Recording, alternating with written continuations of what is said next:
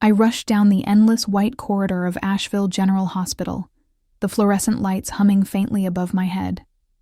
Every step of my shoes echoed sharply against the polished linoleum, as though reminding me how long I had avoided this moment. My mother, Helen Whitaker, had been admitted only a week earlier with advanced heart failure. I had taken time off work to stay close to her, but no matter how much I tried, it never felt like enough.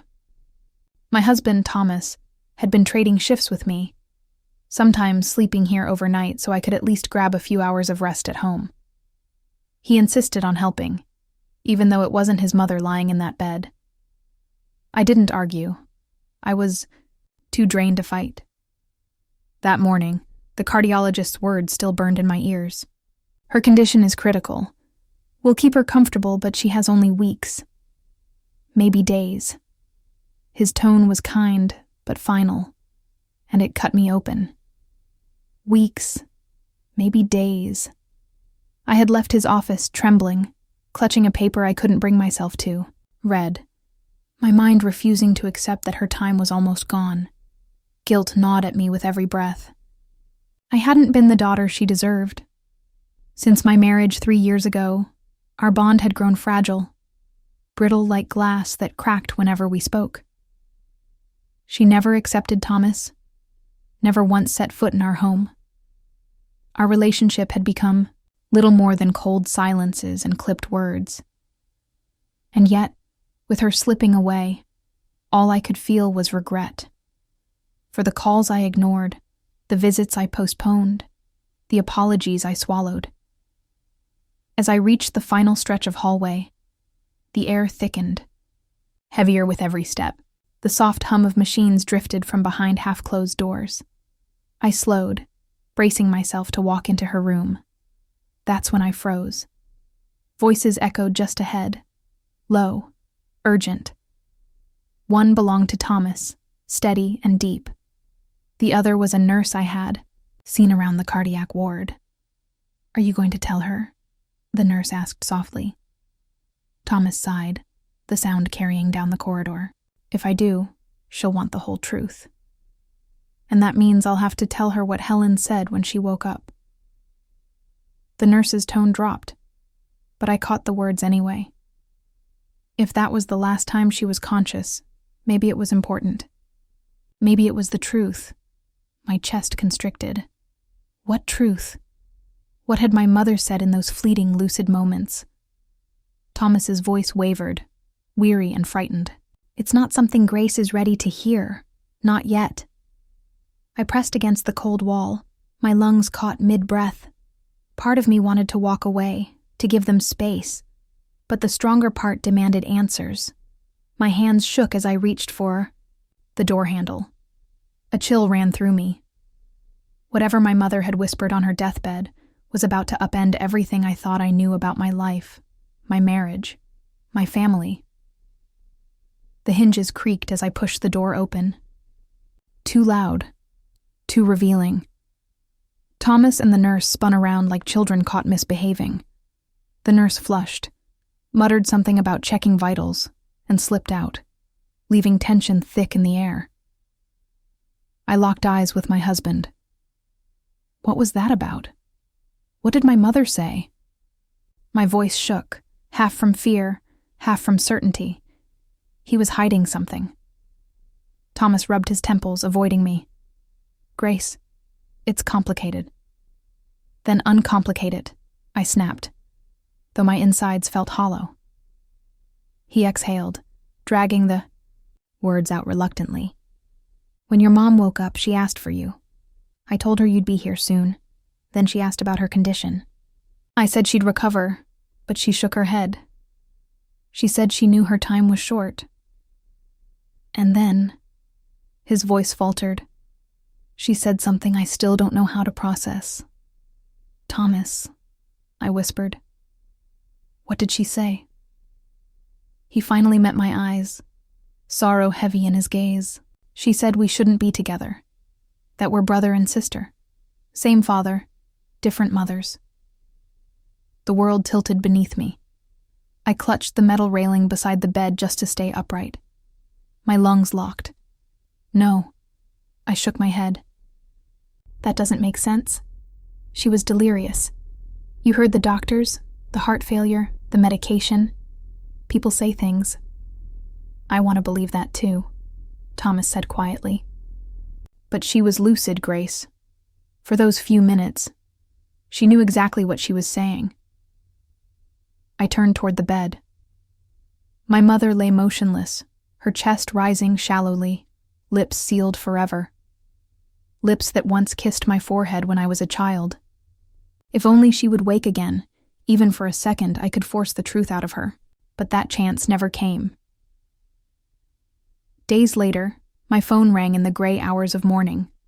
By the time I reached the hospital, the monitors were flatlined. My mother was gone. The funeral passed in a blur. Black coats, murmured condolences, the heavy perfume of lilies that clung to me for days. At the Asheville Cemetery, with the Blue Ridge Mountains looming in the distance, I stood beside Thomas as the pastor spoke words I barely heard. My eyes stayed fixed on the coffin sinking into frozen earth. For everyone else, it was an ending. For me, it was only the beginning. Because my mother's final words had left a question sharp enough to pierce every memory I carried. Was my marriage a lie built on blood? When the last clods of dirt struck the coffin, I clenched my fists. If there was even a sliver of truth in what she said, I had to uncover it. For me, for Thomas, and for her. The house felt unbearably empty afterward.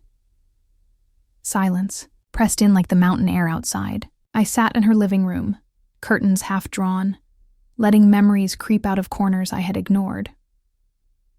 Growing up, my mother had never been warm.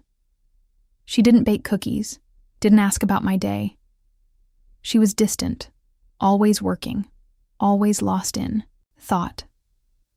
When I hugged her, she let me, but her arms stayed stiff, as though affection was a foreign language she never mastered. By the time I was a teenager, I stopped trying, and yet there had been glimpses.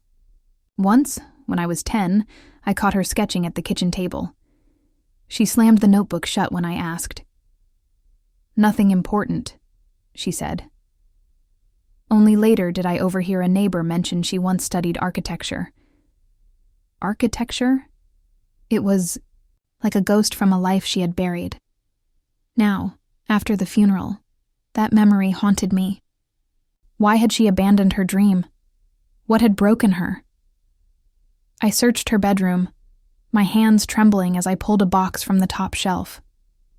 Inside, old envelopes, faded receipts, photographs bound by a rubber band. One photo stole my breath. My mother, at 20, sketchbook in hand, smiling in a way I had never seen. Radiant, carefree, not the woman I had buried. For the first time, determination pierced through my grief. If answers existed, they were here, in these fragments she left behind. Days later, as the snow melted into slush, I stood at the airport waiting for Aunt Susan, my mother's younger sister. When she emerged, her embrace carried a warmth I had never felt from Helen. "She wasn't always like that," Susan said gently, glancing at a stern photo of my mother on the wall. "There was a time she was light."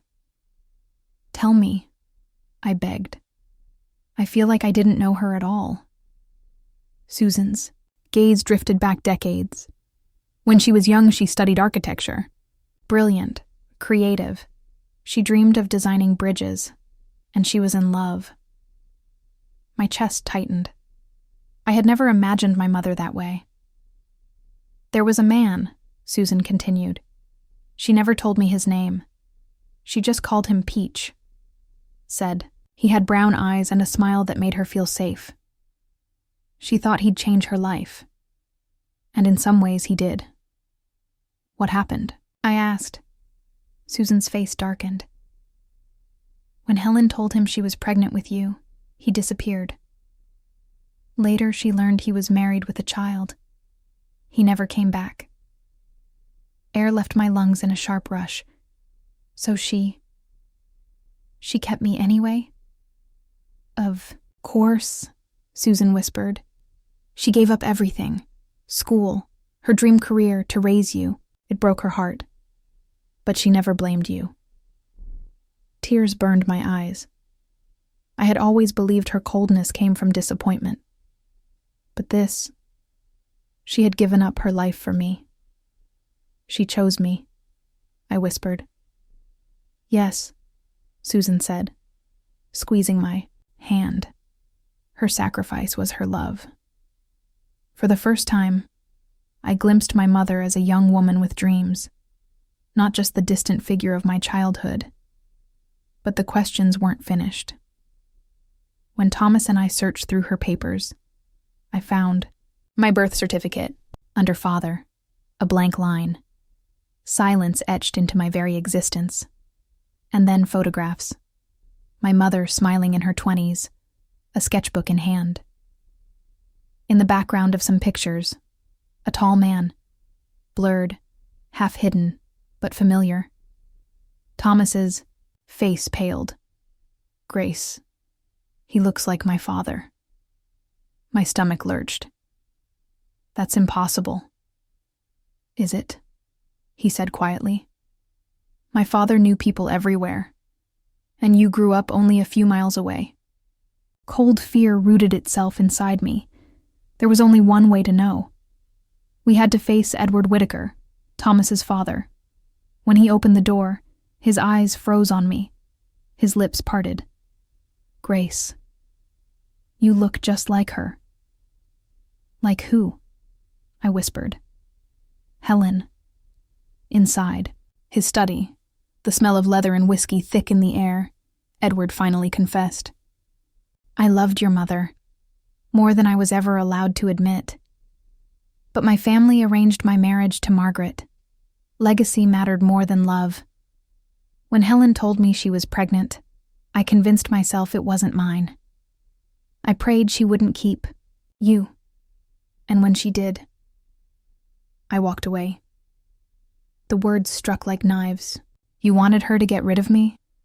His eyes shone with shame. Yes. And when she refused, I let her carry the burden alone. I pressed my hands to my face, crushed by years of distance and silence. My mother hadn't resented me. She had resented him. But then Edward's voice broke through. You are my daughter. The truth landed like a hammer.